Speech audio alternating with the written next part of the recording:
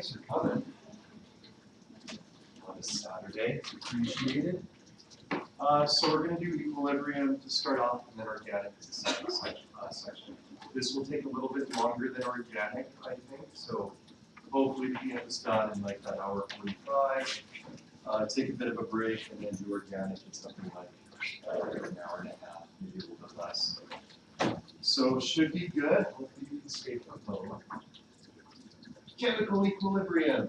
So having this earbud in to talking this. Oh great. Yeah, the touches are working. Okay, so we're going to restart this really quick. Because otherwise it'll be way too painful for the whole thing. While I'm doing that, let's talk about this. Diploma on the Information Bulletin, we kind of talked about the fact that you have to know what properties an equilibrium will have when it's actually in equilibrium. So when we have a system that is at equilibrium, it'll have like these properties. There's ways you know.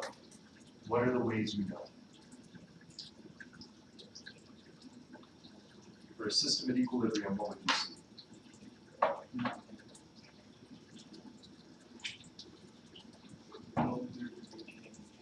Huh?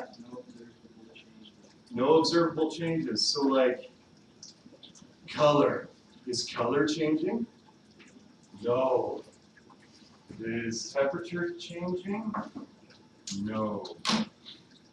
So essentially, everything will be staying constant. So how we put that is like our macroscopic properties, right? The things that we would observe are staying constant, they're staying the same.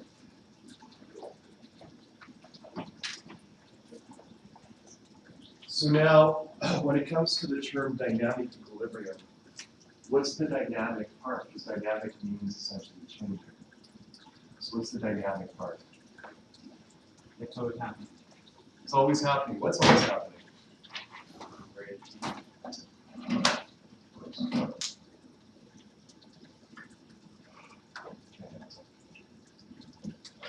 So there's going to be questions about just frankly like the definition of what equilibrium is, right? And that term dynamic equilibrium. And they'll prey on the fact that people have this misconception of what's equal in equilibrium. And the big misconception is that there's an equal amount of reactants and products. Is that the case? No. What's equal is the actual rate of forward and reverse reaction. So when something goes forward, something else goes in reverse.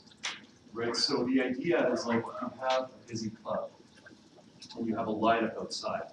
When someone goes out, another person goes in. The people in the club are always changing, right? That's in flux. That's the dynamic part. So the actual particles that are products and reactants are always changing, but the rate of forward and reverse is equal. So as a result, the concentration doesn't change. It stays the same. Okay, so anyways. Oh, I didn't erase this. That's cool. We'll just do that now as we work through it. All right, so for a chemical system in equilibrium, the following is true. Number one, it takes place in a closed system. I cannot have matter either going in, right, or leaving. If I do that, I'm adding a stress. I'm disrupting the equilibrium. Now, a closed system could actually look like an open beaker if there's no gases involved, right? It just means that matter exchange can't take place. It maintains constant properties, so color, pressure, temperature, that's staying the same. And this is the big thing, that what is equal is the forward and reverse reactions. So the rate of forward and reverse reaction is completely equal. So looking at this graph, can you tell when equilibrium is actually established? And how do you know? You can't. No. Okay, tell me when to stop.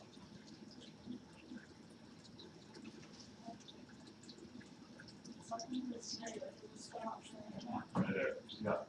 So when concentrations are staying the same, that's essentially when we have equilibrium established.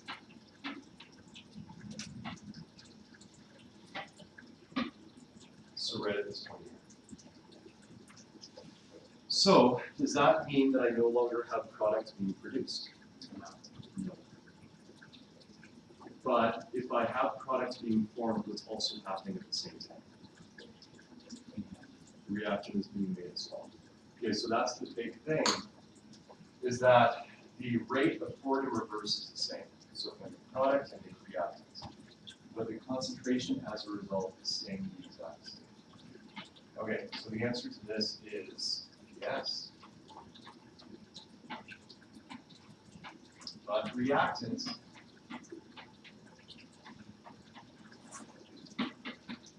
are formed at the same rate.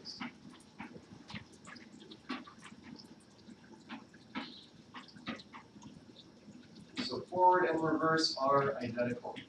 Okay. Equilibrium expressions, right? Writing out our KCs. This will be a thing as well that the diploma brings up. And actually, what it likes to do around this is it likes to give you some different formats of how it can look. And the big one it loves to do is doing this multiplying, which is the correct way, but then it'll actually do an addition in there as well. So we'll have c to the power of c plus b to the power of b over a to the power of a plus b to the power of b. So they try to like get you on the fact that in a chemical reaction you have these plus signs in there, so they must be in here as well. So remember that this is all multiplied. What goes on top? Products or reactants?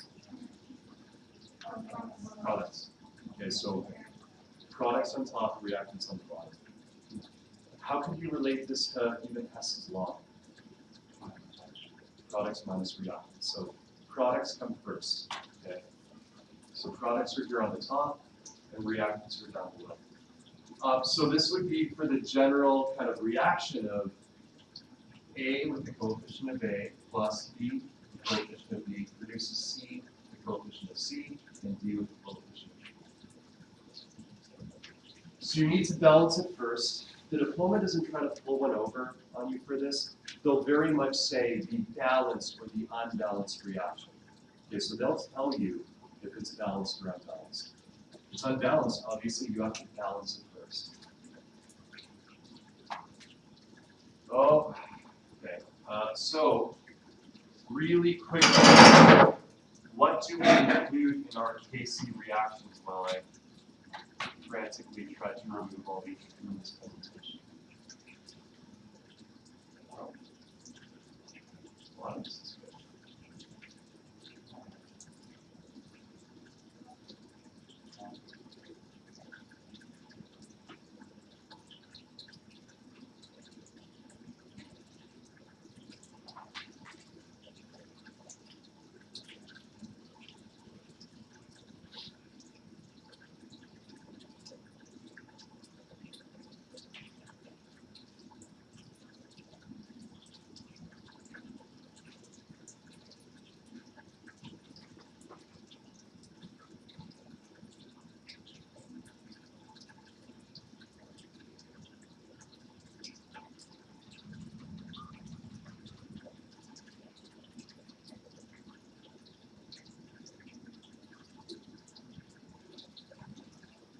Okay, so what do I actually include? What do I not include? What do I always include? Yes. Gas. Good. What else? Sorry? Liquid if there's more than one. Right, so if I have more than one in the liquid state, I'm including that. The reaction that often they use for that is actually an esterification reaction. Okay, and the reason why is you have an alcohol that's a liquid, and then a carboxylic acid that's a liquid, and often a product that's a liquid. So that would be a good example of a type of reaction where you have more than one liquid. Now, aqueous, we're not counting in that, right? In terms of like, when I say more than one liquid, I mean actually liquid state, not aqueous. Aqueous we always include as well. Do we include solids? No, never. Do we know the reason why we don't include solids and liquids if there's only one? That is one thing, is they actually don't mix together. So talking about concentration for something that doesn't mix doesn't make sense, right? When I'm talking about a solution, it's of molecular size, it's evenly distributed throughout. So if I don't have that, I don't have a solution, right? So therefore it can happen. So talking about concentration for a solid, right, just like plopped in there, seems really silly. It doesn't work because of the lack of even distribution. They have tested on this terminology before, homogeneous versus heterogeneous equilibrium. When I talk about a homogeneous equilibrium, what does that actually mean? Yeah, everything is the same state. So, is this homogeneous? Yeah. Actually, looking at this, do you know what type of reaction this is? Ooh, little preview of organic here. Oh. Huh? This one is messing me up for hearing everyone, and I'm sorry. But the mic ability on that computer, it's going to sound so clear. It's going to be great. That's why I'm wearing this, by the way. I'm not like listening to the podcast and I'm talking to you guys. So that I can record, which hopefully it's doing that and not going through the other thing. It may be off when I'm on here. So yell at me like I'm your grandpa. What was the answer? Elimination. No. Good try though. Yes. Substitution. I have benzene. UJ benzene, right? Plus bromine. Gets me bromobenzene and hydrogen bromide. Okay.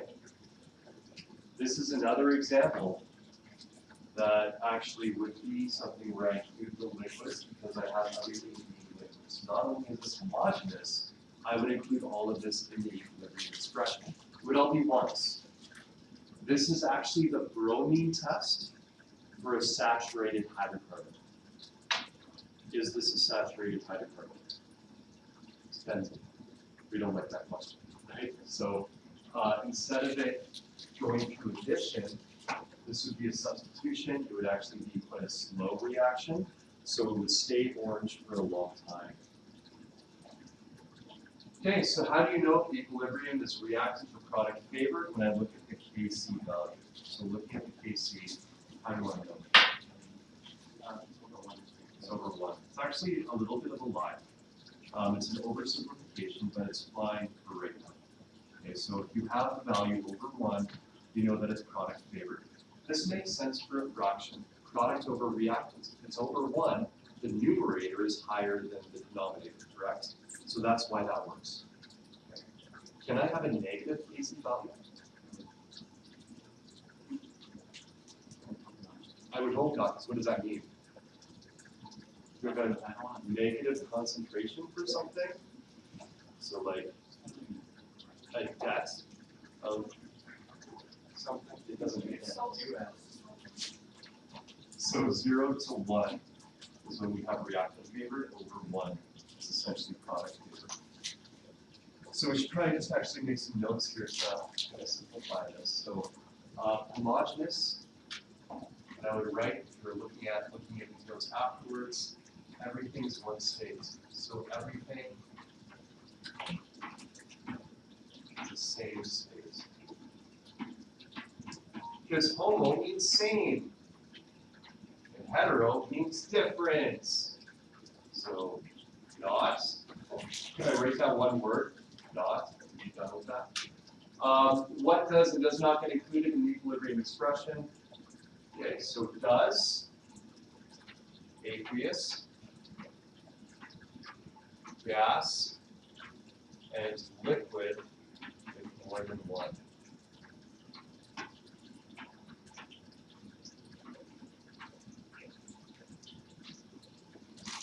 What does not get included? Solids and liquids if only 1. Okay, so this is a homogeneous.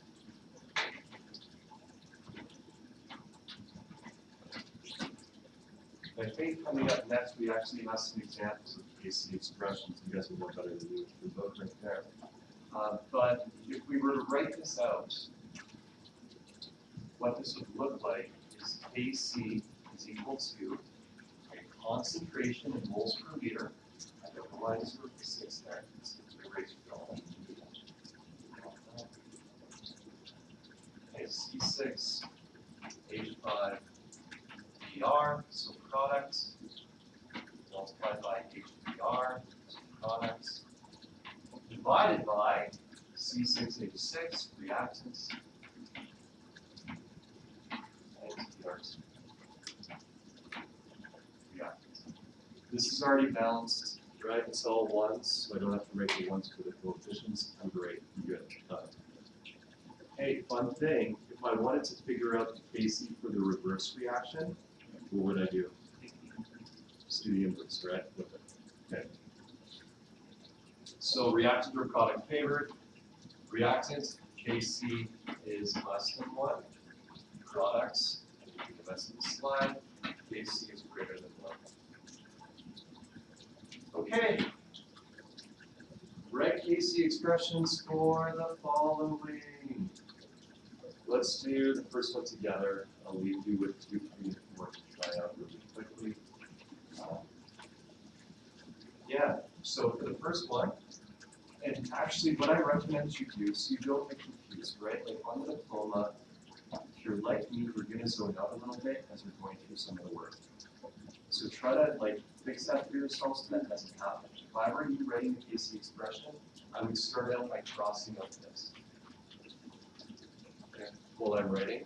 And I'm doing that because I'm realizing A is the only liquid, I'm not including it. And that way, when I'm just kind of transcribing it out into a Kc, I'm not confused and writing it out by accident or like picking it just because I'm not thinking. So N2, H5 positive, OH minus, leaving states out of it because I'm being lazy, divided by N2H4. I'm just going to quickly double check that this is balanced because I didn't look at that, and it is. We're good. We're fine. But that would be my Kc expression right there. Your diploma is not sacred. You write all over that thing, right? Don't worry about the fact that it's a test. Please scribble all over it. Do what you need to do to make sure that you get the right answer.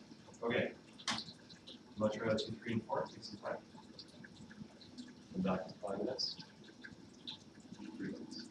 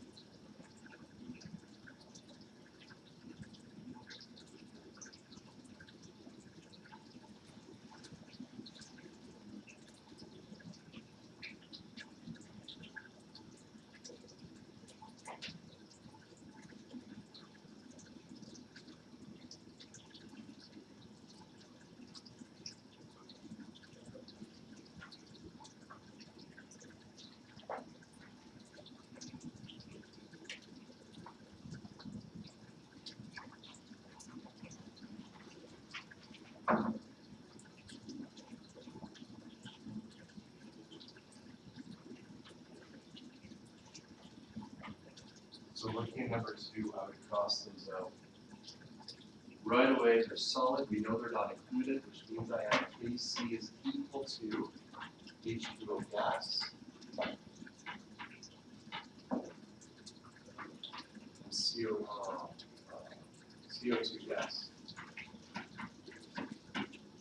Now, it feels icky to have nothing on the bottom, right? But it's okay. Like, you can put a 1 there if you want to, but this is no longer a part of it. It's a solid, it doesn't have a concentration, you don't include it.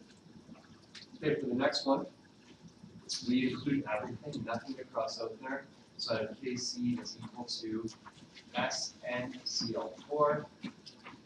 I have FeCl2. I finally get a coefficient here.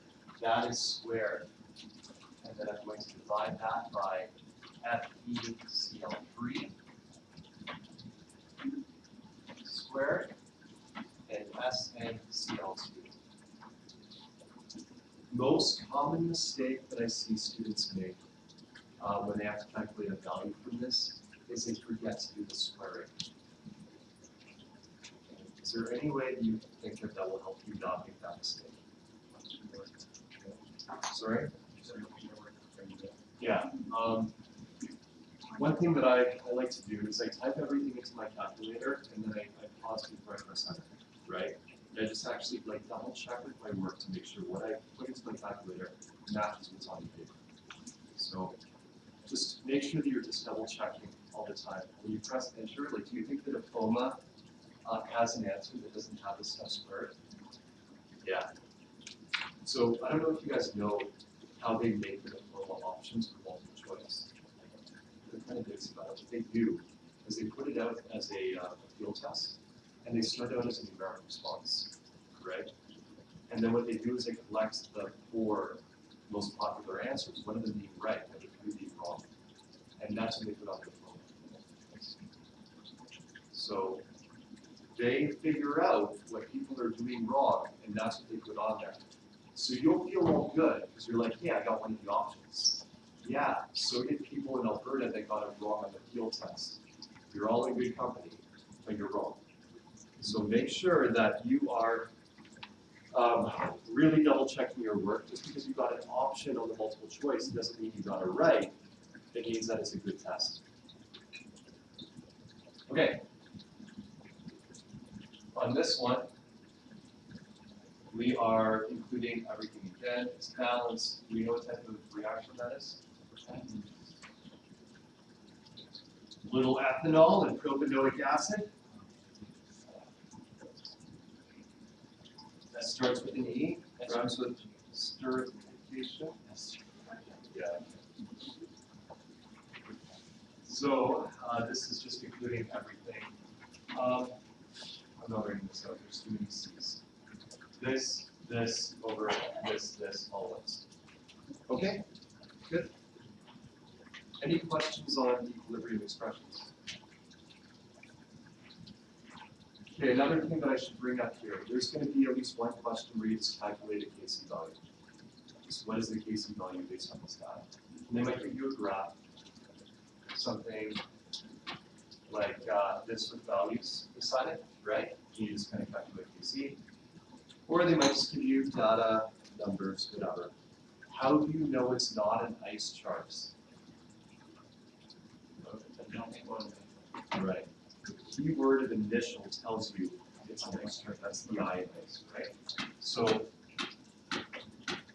be careful with that. Oh, hey, whoa, beautiful.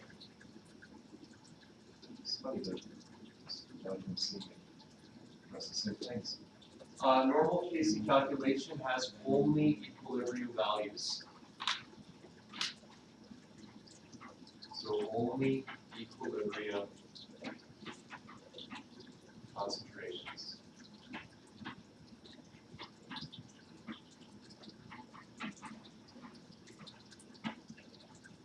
Ice charts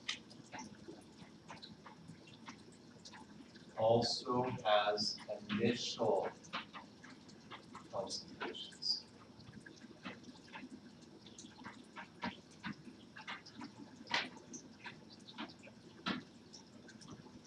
It might not be the exact word initial, it could be something about began with, or was placed in a vessel, or something like that. But it's obvious that there is a before and an after. Okay, there's a beginning and an end, a passage of time. And when you see that, you know that it's a nice part question. Okay, what should tell you? I feel like there's some confusion between the stress and the shift. So speaking of before and after with ice charts, that's the difference. Okay, stress, the stress we do, that is the before. It's what the chemist does.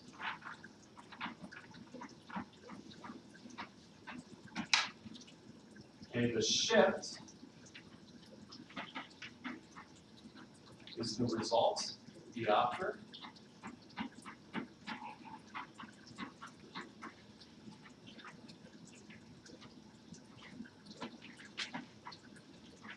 It's what the system does.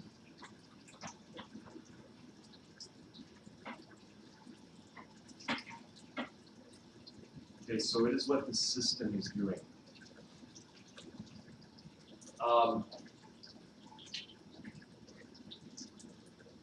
Why do shifts happen at all? Why do equilibrium shift? That's the whole point.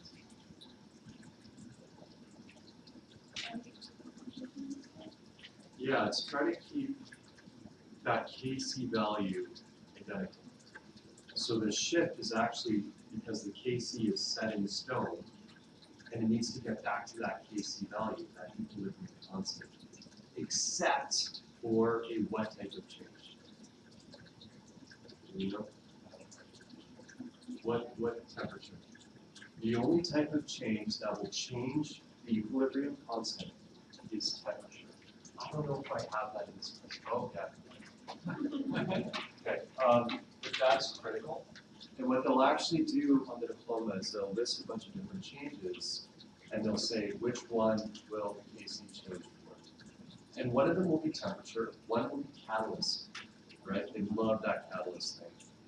What do we know about catalysts and equilibriums? It doesn't do anything. It's a red herring. You don't pay attention to it. It will help it reach equilibrium faster. It doesn't change anything about equilibrium. Okay, so I have the stress, and then I have the shifts. This means there are two kind of questions you can have around this. You can have a question where the stress is given to you, and you have to figure out which way it will shift. Or it will say a desired shift, and you have to pick the stress that will get you there. The thinking is the same. Okay, but don't get confused by the shift and the stress. It's two different things. So what I like to do is draw right on the reaction what's happening. So when I have C2H4 increasing, I like to draw an arrow here saying, hey, this is going up. Okay, that's going up. If that is going up, what will happen is the equilibrium is going to shift to bring it back down. The equilibrium is always fighting you. Whatever you do, whatever the stress is, it will shift in the way to do the opposite. Okay? It is like a bratty child. That's what the equilibrium is. It's trying to always do the opposite. Yes, you got to trick it. So, I increase C2H4, that goes up, it's going to shift away from it to bring it back down. So the way that the equilibrium, the system, can bring down the concentration is by shifting to the right. So by shifting to the right, it's using up these reactants to make these products. So it's reversing what you did, because you brought this up with the stress, and it's bringing it back down by using it up by shifting to the right. That's the elegant explanation, right? That's the reason. Now, how I taught this, kind of regrettably for people who don't understand that, is the airplane thing. This is a takeoff. These arrows are always what the plane has to fly over. Okay? It has to fly over those equilibrium arrows. So it's taking up, it's going up, and it flies away. So it's a right shift. It's a takeoff. So what will happen here? It will shift to the right. shift to the products. So what will that result in? Well, in that case, ozone would go down, CH2O would go up, O2 would go up, and it would get hotter. Heat would be produced. All those things would happen.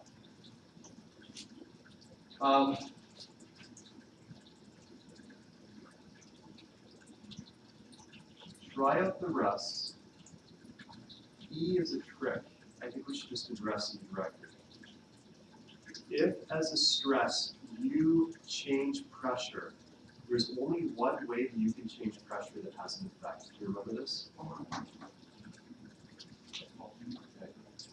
If you add an inert gas, let's say you pump nitrogen in there. Nitrogen normally doesn't react. So you pump nitrogen in here to increase pressure. That will not cause a shift. And the reason why it doesn't cause a shift is you're not changing the concentration of anything. You're making it more packed. You still have as much ozone in the vessel, right? So the only pressure changes that actually results in a shift are ones that have to do with the volume change. So I should almost say pressure decreases from volume increase here. From volume increase. All right, take 2 minutes, see if you can figure out the shift for all these.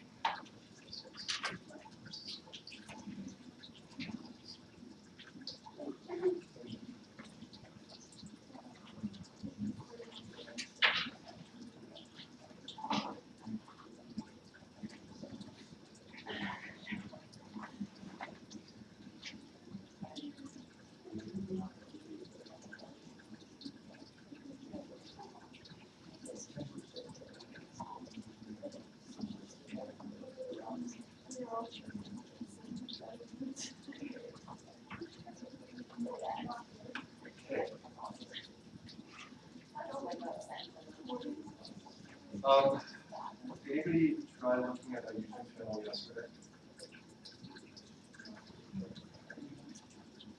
It didn't post. It's working off of the iPad room not to post. I asked one thing if you watch these on the YouTube channel. Don't watch the Great Night vlogs. Try to be overly cheery. And it's just.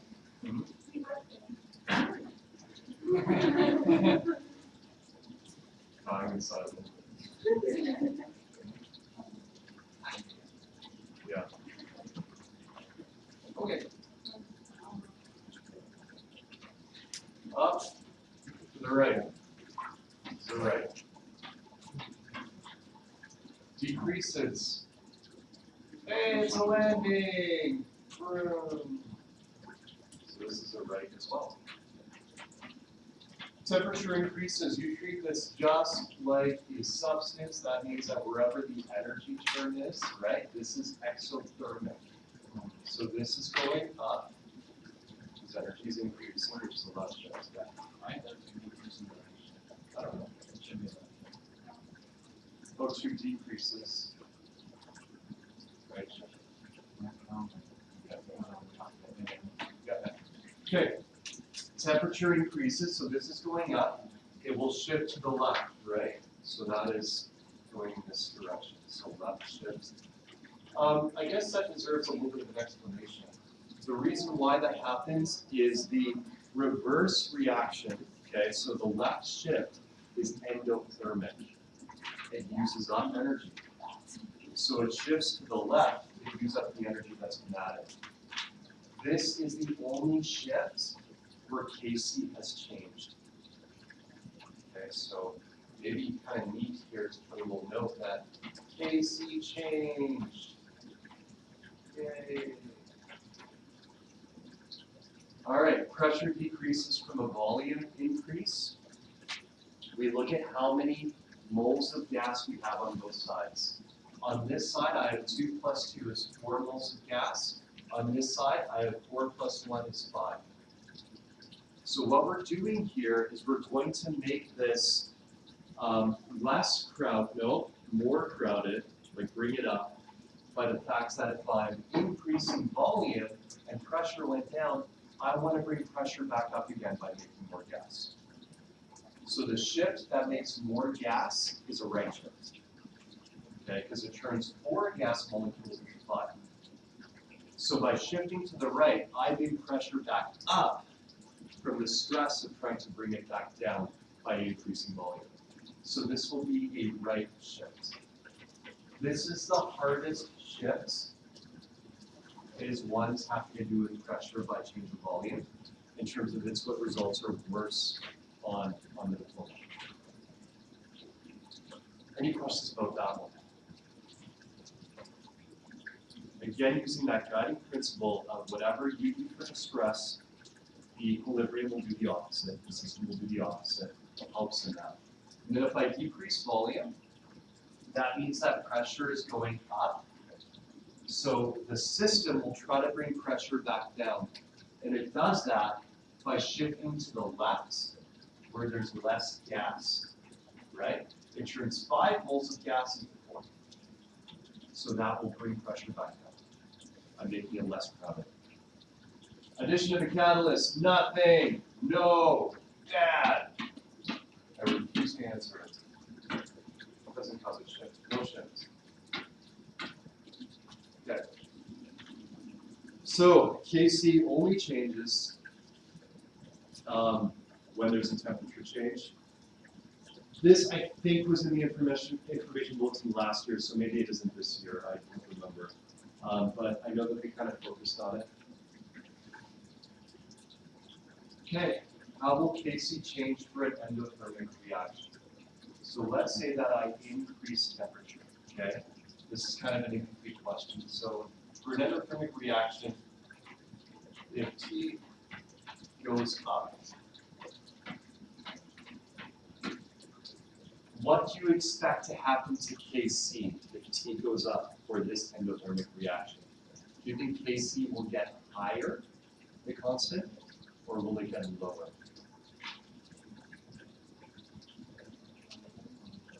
So temperature goes up, what happens to Kc? Let's do some Bronsted-Lowry. Oh. Products. Shift, right shift. So Kc goes up, right? Kc up. I get more products.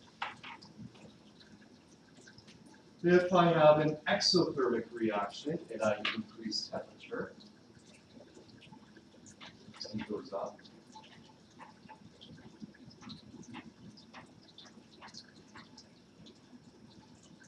So this is going this way, results in a left shift, right?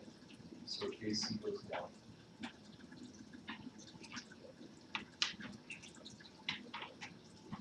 So my Le Chatelier principle still gets me there, okay, but it's changing the Kc. But I can still use Le Chatelier to actually predict what will happen. Because I'm getting more reactive favor, and my Kc is products, over reactants, if this is going down and this is going up, then that means that my Kc is getting lower because of that, fractions.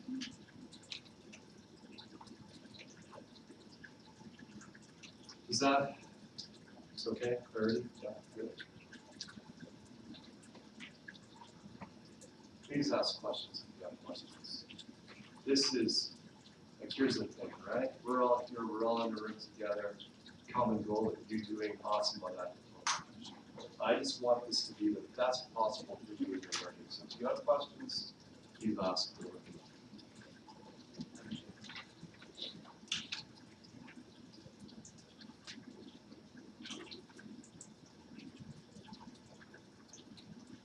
Okay. Graphing. Every once in a while there's a graph question on there. They are tending actually towards more graph questions, I feel like, over the years, because the understanding of visual data is becoming more and more important in our world. Actually, the manipulating of graphs to prove what you want is becoming more and more prevalent as well, I feel like, in news and society and everything else. So you being able to look at a graph and analyze it, oh, that's it. It's a good skill to have. Things like the y-axis being changed, right, to show a drastic shift. That actually isn't very drastic, that kind of thing. Or several axes. Anyways, that's a whole tangent. But on a graphing of equilibrium shift, there's three kind of changes that I can have. I can have a removing or an adding of a species, like a chemical, is what I mean by species, right? So if I do that, you're going to see a very sharp immediate change to one thing. It's being added, right up, right? It's being removed, it's an immediate down. But only for one thing, only for one thing. If I change the temperature, you're going to see a gradual shift of everything due to the temperature change. So it's not going to be immediate, it's going to be a nice curve. Okay, and then if I change the pressure by changing the volume, that should be included here. This is actually kind of bad. Change the pressure by volume change.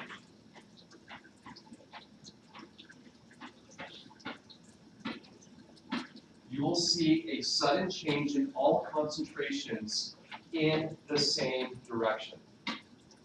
There's a reason for that. What's happening is if I lower the volume, for example, right? So I squeeze it together to a lower volume. Every single chemical now goes up in concentration. I decrease volume, it's now a lot more concentrated.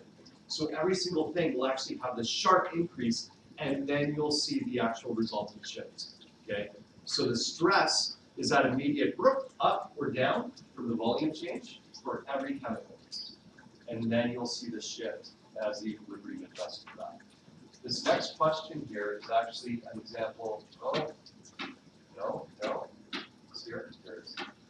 Of that. I feel like I have a diploma question, a couple of slides. Yeah, this was such a good question. That shows this. Okay. How can pressure be changed? You can have a volume change, inert gas, or adding or remove reaction to the products. Essentially, this is the one we care about. The inert gas doesn't cause a shift.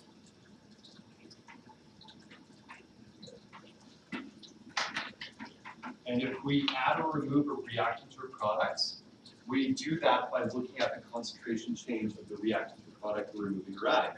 Okay, so it doesn't factor in. We don't look at the pressure. We just consider it as a normal removal. In fact, I don't actually like this in here, and I'd rather just try. Okay, because it's not something you need to think about the pressure change and overcomplicate it. We just care about the volume change as the way to change the pressure. So if I take a look at this graph, and I try to predict what will happen under different kind of situations. So first of all, I have water, nitrogen dioxide, nitric acid, and nitrogen monoxide as products. What thing here is kind of silly that we have it on the graph? Water. So yeah, we've got this one liquid in there that will not be a part of the Kc expression. Can we calculate the concentration of water in water? Sure we can, but it's meaningless and it's not, right? This is not going to change. So essentially for this, let's right away just straight across that. It's not changing. Okay, we're not manipulating that because it's the only liquid present. So the idea of talking about concentration is just silliness. Okay, so I'm going to add NO2 to the system. So the stress of what I'm doing is I'm adding NO2. So here's how that would look on a graph. This would have an immediate hit, immediate bump, okay, of NO2 being added. So I right away see this whoop up for NO2. These don't get an immediate change. Okay, that's the stress. So NO2 got added. So now what I look at is I realize that if NO2 went up, this shifts to the right. I'm going to make more products. So I would expect HNO3 to go up, and I would expect NO to go up as well. If I was really trying to be very accurate, I would actually look at the coefficients for how much things go up. So HNO3, I have 2 of them compared to 1 NO. So HNO3 actually should go up twice the amount that the NO does. This ties into your ice charts when you're figuring out the change, right? That when I do the C in ice, I care about the coefficients for how much the change is actually like.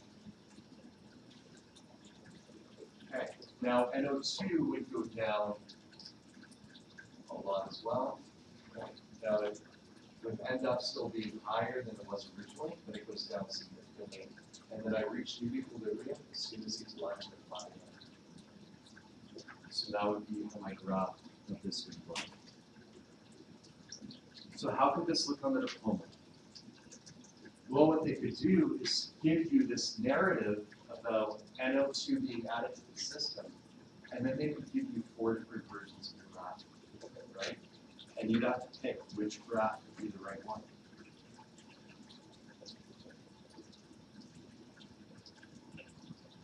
Okay. I love this question. We did it before I took in class. This is a numeric response where they had 4 lines. No, it's an eraser. W, X, Y, Z.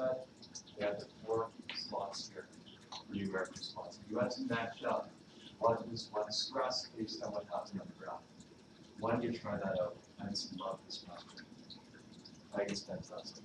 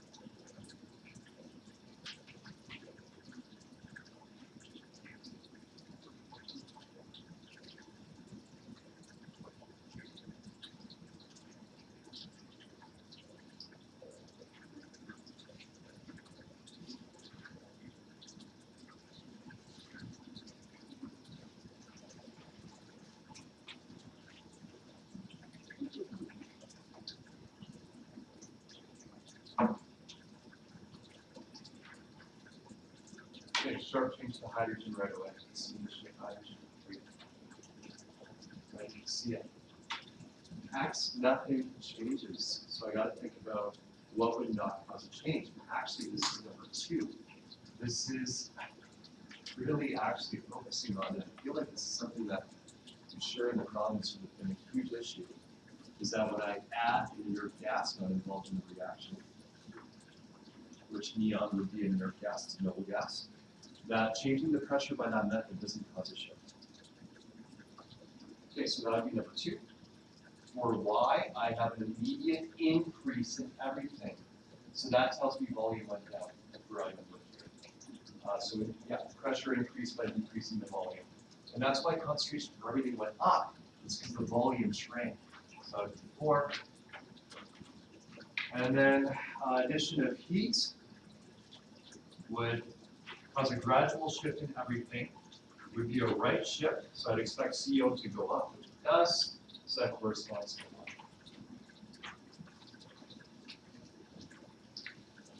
All right. So consider this unbalanced chemical reaction. What type of question is this? I guess it has a title. Outside of the title, how do we know it's a nice chart? It says initially. I have a before and an after. So this is a nice chart question.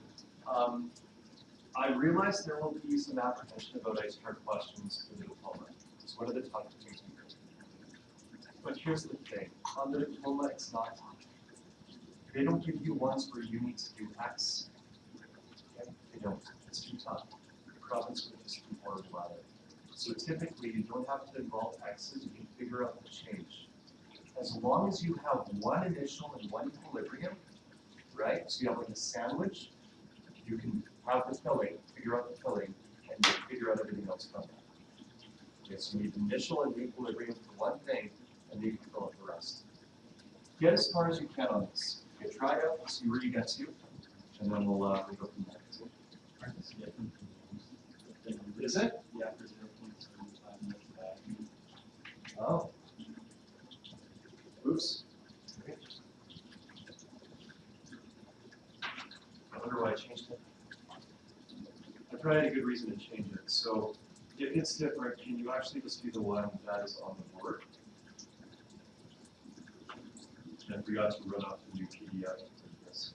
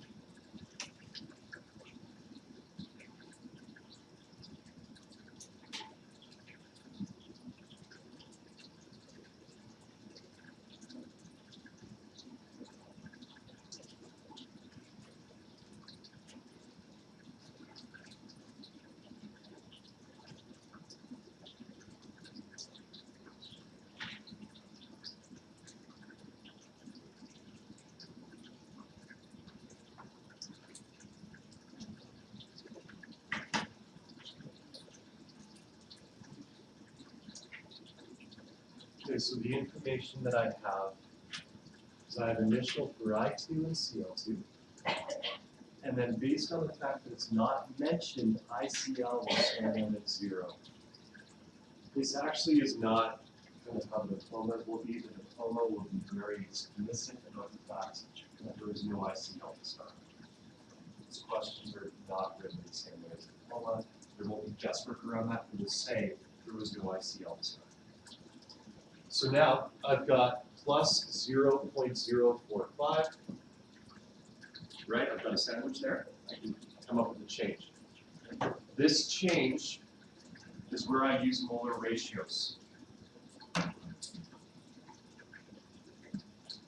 Use molar ratios. That's where I'm actually doing the calculating with what I want, with what I have, coefficients, to figure out the change. It's the only place I use the molar ratios.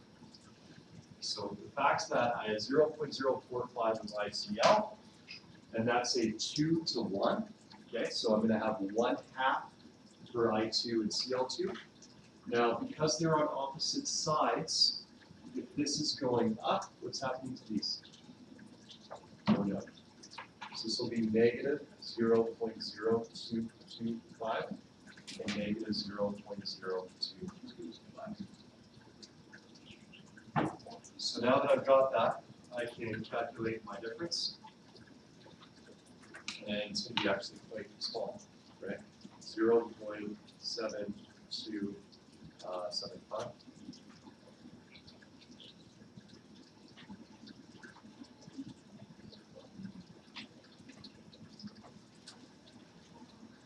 So now, to calculate my Kc,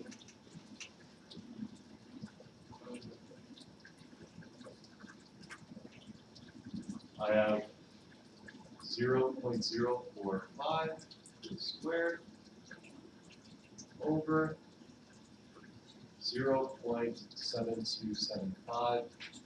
We'll just write it how it is, 0.7275. So really I'm squaring the bottom as well. 0.045 squared, can't forget to put that in, divided by 0.7275. Gonna double check before I press enter.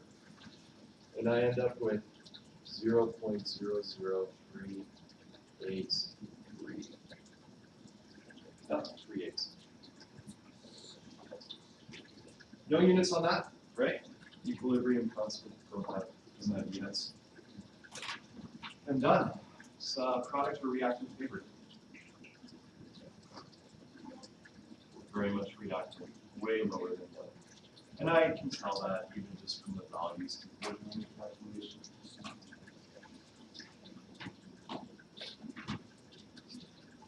Did you find that relatively easy for ice charts? Okay. That's the kind of question you get on this point. It's like that. Okay, it's not crazy stuff. How are you feeling for your time? You want to do one more? You want to do the next one? Yes. Acid base is going to go a little quicker than you started here. We're at the end of that first chapter. Okay, so here you go. Here's another one. This one has the Kc value given to you. And you're finding the equilibrium concentration of all species based on this. This one, I think, yeah, this one's harder. This one, I'm pretty sure you have to use axes.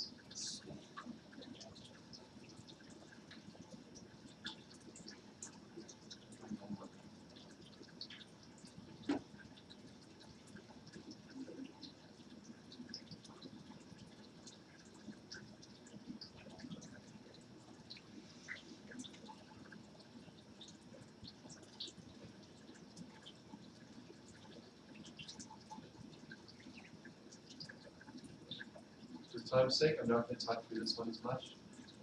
I'm just going to start doing the solution. When you're done, check.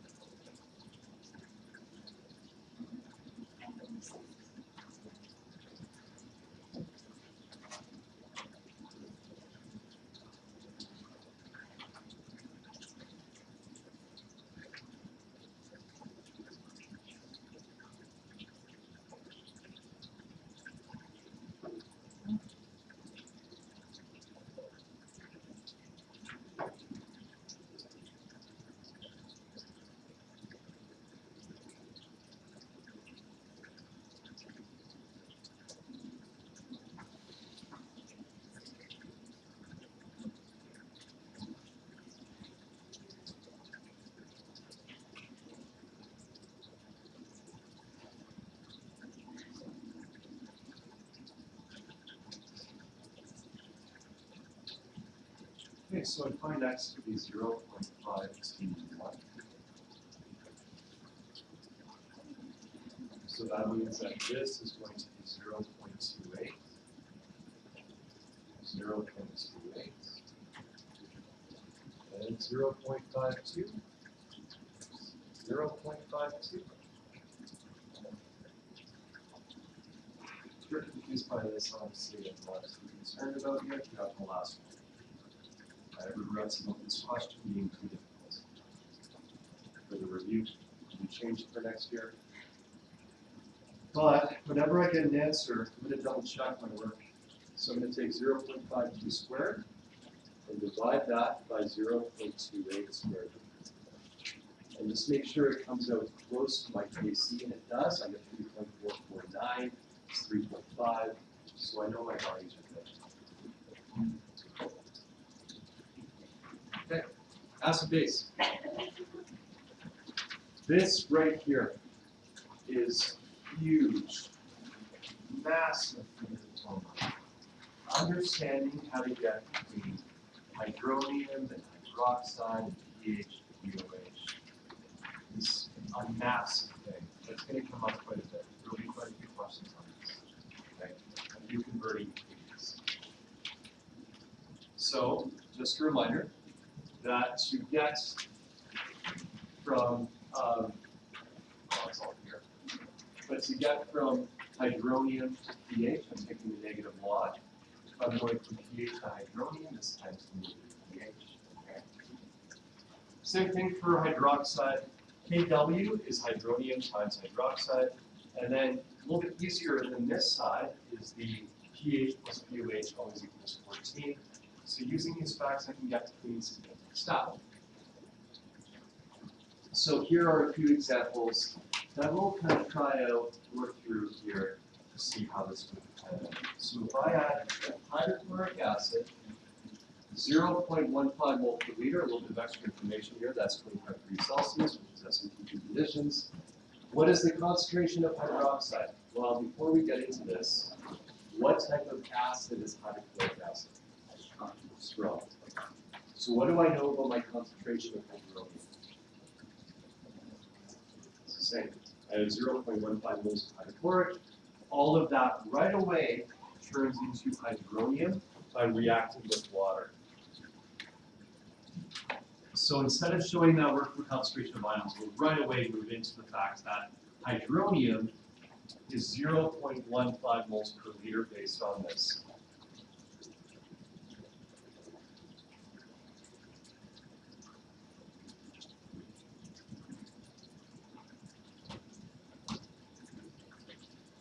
So if I have hydronium, how do I get to hydroxide? What's my easiest method?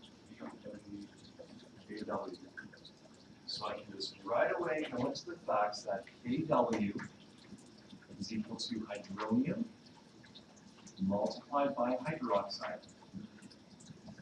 So I have hydroxide is equal to Kw divided by hydronium. So I have 1.0 times 10 to the negative 14 divided by 0.15.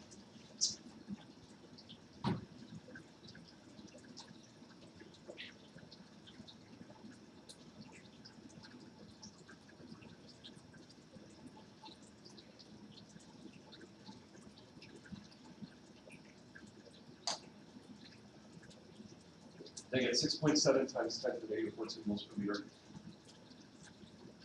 Because my hydronium is so high, I expect this to be incredibly small. I will always have some hydronium and some hydroxide. Okay, no matter what solution I have, there will be some of both. It's the balance between the two that determines if the solution is acidic or basic. So if I have more hydronium than hydroxide, it's acidic. If I have more hydroxide than hydronium, it's basic.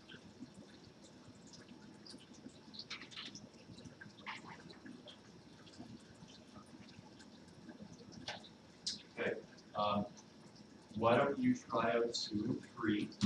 We're going to do the same thing as the last question where You try it out, see if you can get it. I'm gonna write the solution on the board. I'll explain it really quickly afterwards, but I think it's worthwhile trying it to see where you're kind of getting hung up, if you are getting hung up at all.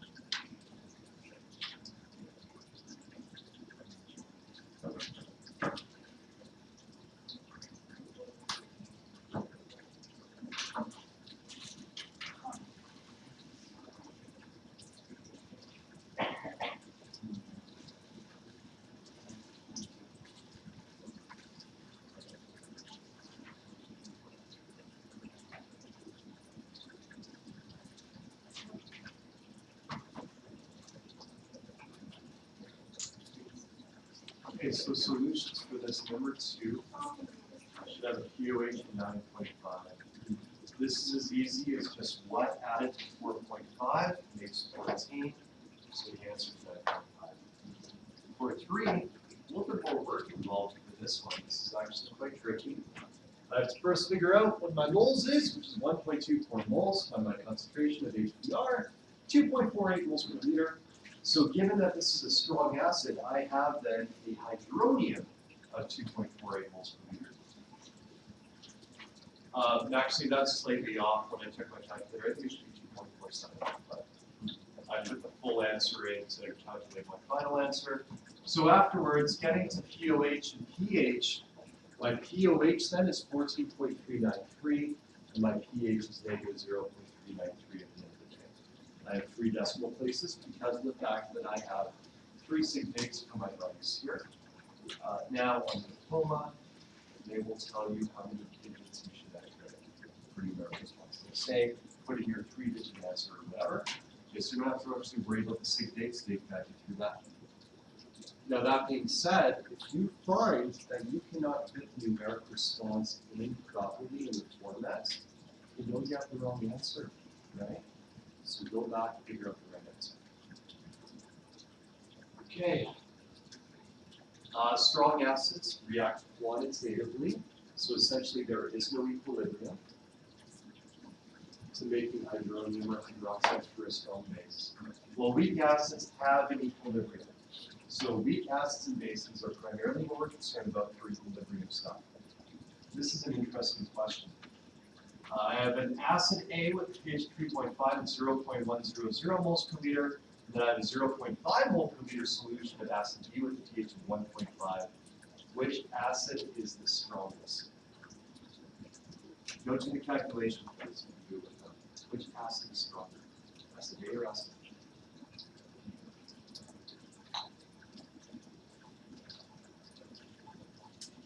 Let's talk through this. Between pH of 1.5 and 3.5, how different is that? How much stronger is 1.5 than 3.5? 100 times. Right? 10 for each step, so 10 times 10. This is 100 times stronger. Okay, so how much more concentrated is B than A?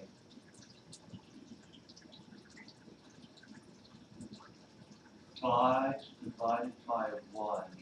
That's 5. 5 times more concentrated. You see the difference here? Yes.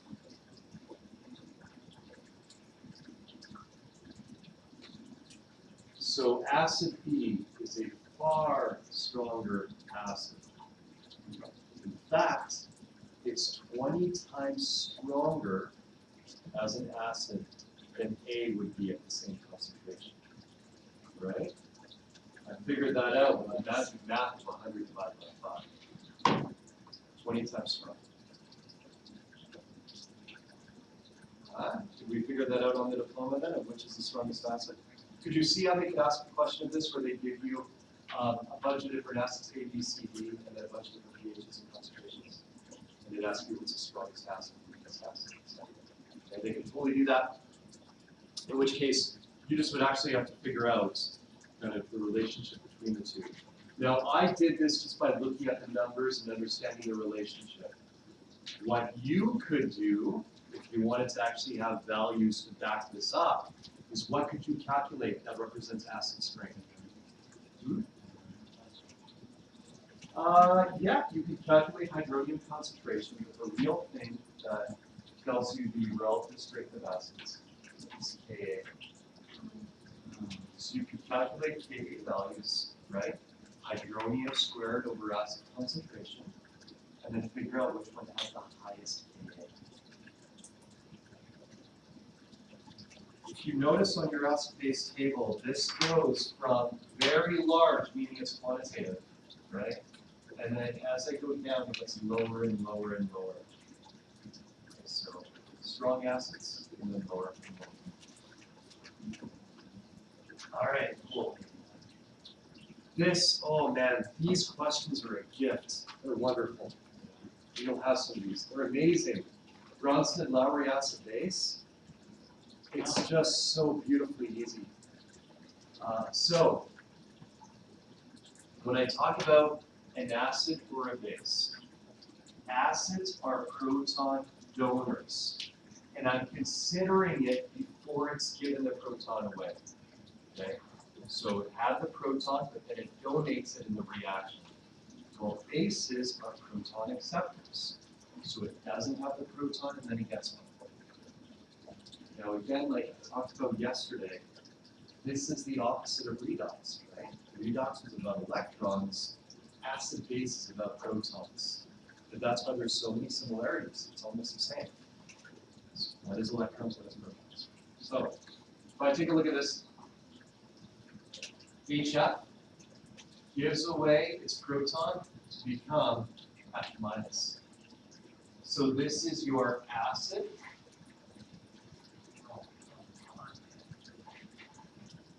This is your base, right? Because it accepted a proton. It took one on. It was SO32 minus here. Now it got a proton, and now it's HSO3 minus. That means if I'm reading this in the opposite way, that this is the base and this is the acid. But I call my products the conjugate base and the conjugate acid. But the diploma can just ask, what are the acids in this reaction? And you would have to say HSO3 minus and HF. Those are the two acids I have present. These are conjugate acid-base pairs when they are differing by a proton. So one proton difference. This is also a conjugate acid-base pair. On your book, each line is a conjugate acid-base pair.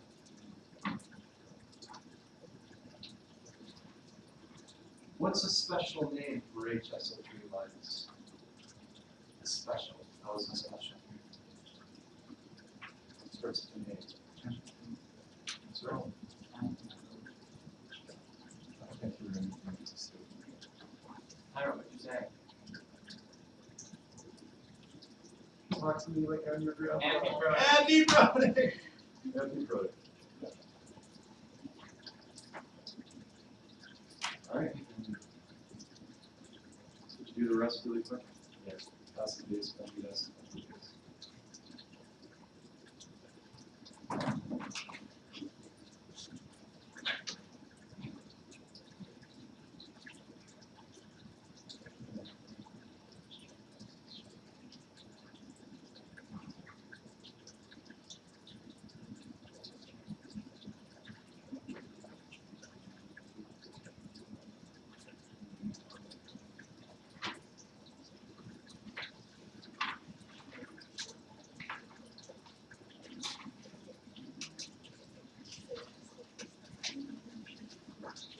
Yeah, 15 minutes left. 7 minutes left.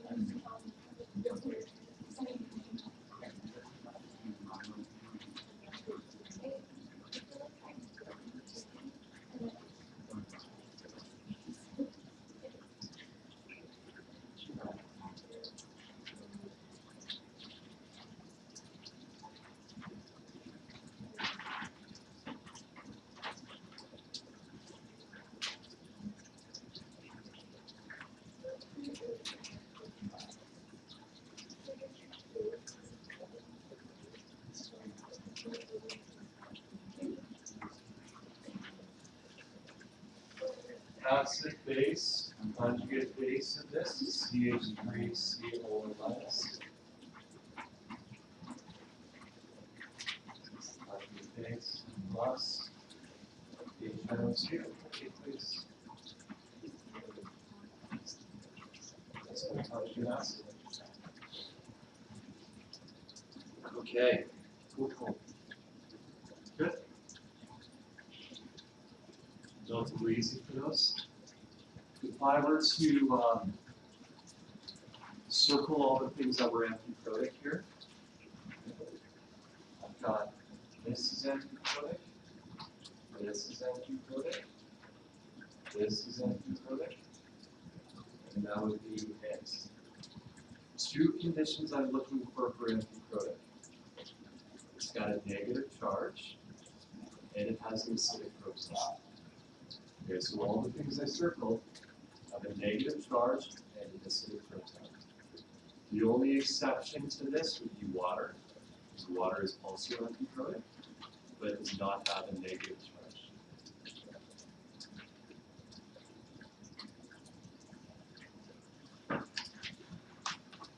Okay.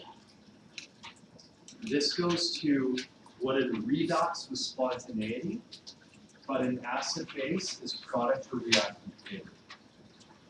If the acid is above the base on the acid base table, it's a downhill. That means it's greater than 50%. It's product favored. If it's an uphill, it's less than 50%. And finally, if it's hydronium with hydroxide, it's quantitative. That's just a normal arrow. It all happens, 100%. So what I would do for this is I would actually list my major entities first, and then I would figure out what my reaction is. For major entities, if it's a strong acid, I have hydronium right away.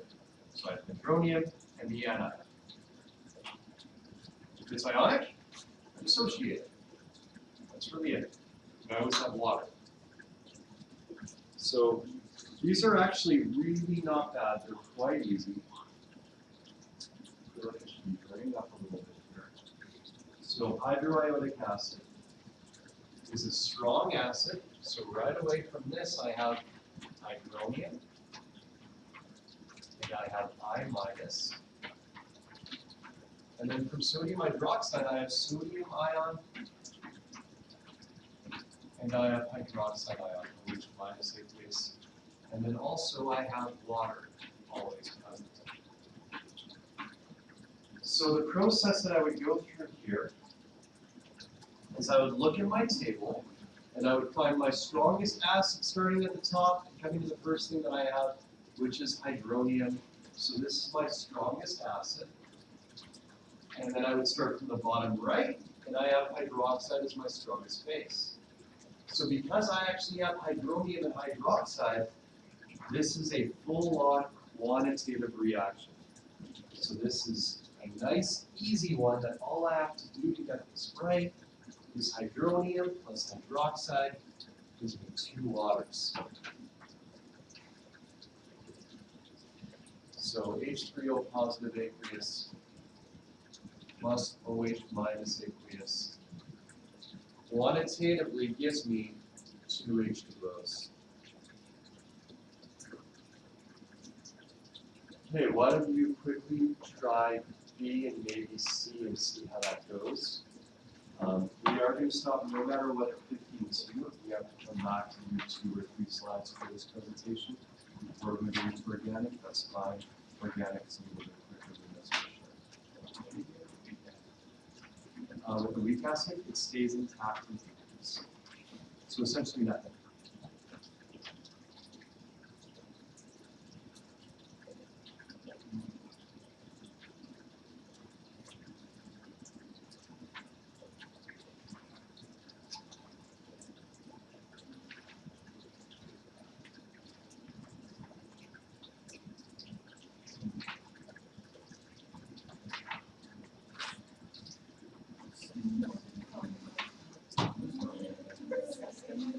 What is this? It's just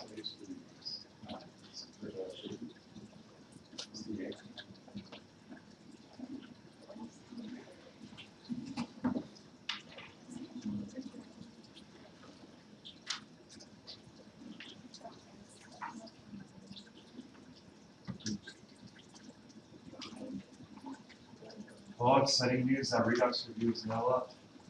I'm going to put it to YouTube.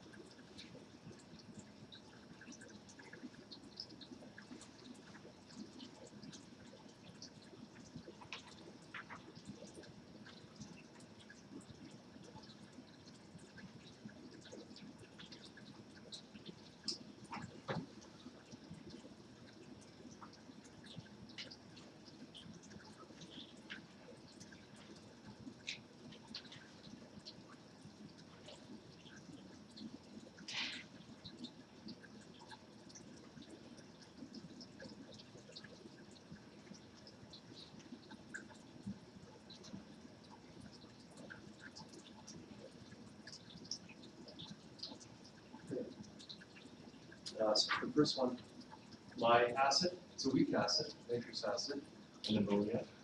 That is very much downhill. My acid is above my base. Okay, so it's downhill. So it's going to be product favored. Here we go to the left side. And I get NO2 minus and NH4 positive. If you're confused about how I got those products, it actually is super simple. All I need to do is follow the row over. So here was HNO2, so I get NO2 minus. Guys, follow it over. I had NH3, which is down here, so I follow it to the left. I get NH4 positive. So just follow the row over. H2SO3, HCO3 minus, also downhill. H2SO3 is right here. HCO3 minus is somewhere lost. There it is. So also downhill, and I get HSO3 minus and H2CO3. Okay, so just follow the rows over, and that's the eventual products. Okay. So that's some of that. I don't want to spend too much time on it because I feel like it's relatively easy. If you understood redox table building, you understand this.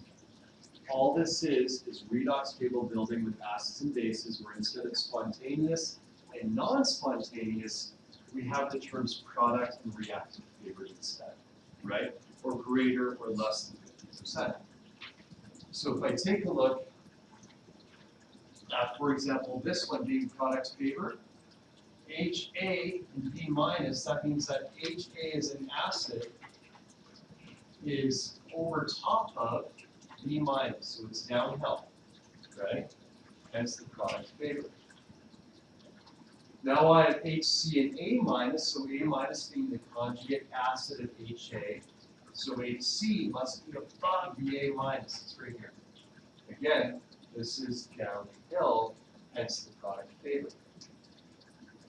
Now I've got C minus and HD being reactant favored, so I know that HD is somewhere down below here, but I don't know where specifically, so now I go to the next reaction, where I have HD and B minus being reactant favored, so that means that HD would have to be below the B line right here. Filling up the rest of this is HD, and this is B minus. So how I got this data was the fact that this was downhill, right, greater than 50%. HA, or sorry, C to A minus, this was downhill, greater than 50. HD to C minus, this was uphill, so not, less than 50% reactant favored, and then HD to B minus also uphill. So those connections tell me the relative positions of these. So now you get this data, and then the diploma would ask, what's your strongest acid? HC. What's your strongest base? B minus. And so from this, you built a table where you can tell what your strongest acid and base is, or the relative order of strength, right? You could rank them from strongest to weakest. Okay.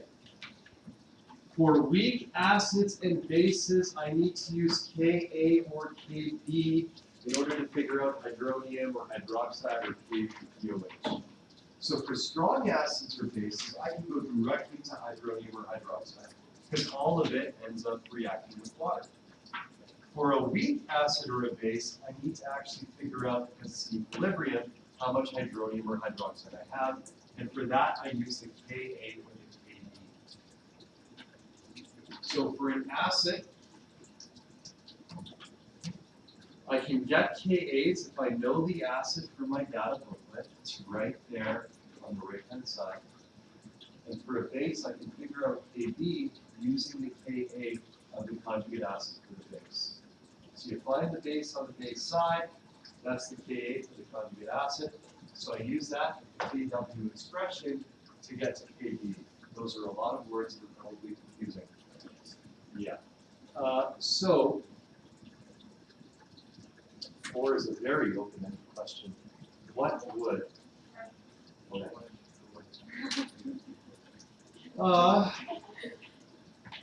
Let's try the last slide we're doing before we take a break. You guys want to try out 1, 2, and 3. If you look for it, right? 1 is life question.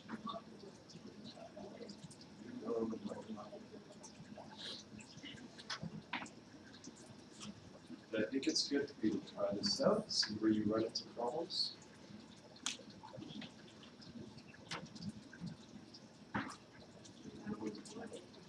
Oh, that's what happens. I put 1 and 2 down on that, and then 3 and 4 is on the next page. Doesn't make sense.